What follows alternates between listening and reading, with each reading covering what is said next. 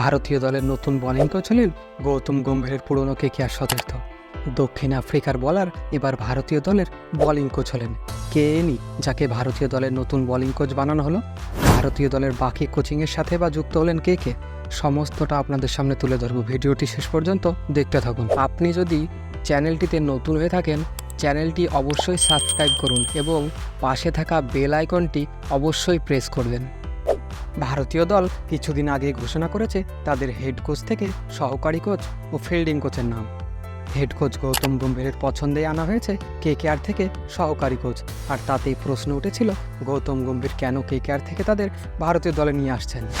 বাকি ছিল ভারতীয় দলের বোলিং কোচের। গৌতম গম্ভীর হেড কোচ হওয়ার পর তিনি তার সহকারী কোচ হিসাবে বেছে নিয়েছিলেন কেকেআর সতীর্থ অভিষেক নায়ার ও রায়ান টেন্ডুলকারকে, যা বিসিসিআই মেনেও নিয়েছিল।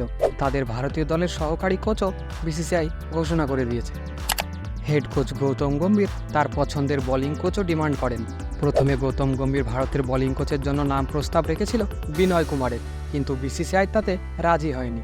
বিসিসিআই বিনয় কুমারকে নাকচ করতে গৌতম গম্ভীর ফিরে যান তার পুরনো আর এক কেকেআর সতীর্থের কাছে। হ্যাঁ, কেকেআরের হয়ে খেলা দক্ষিণ আফ্রিকার পেস বোলার মর্নি মর্কেল, যাকে ভারতের বোলিং কোচ হিসাবে চেয়েছিলেন গৌতম গম্ভীর।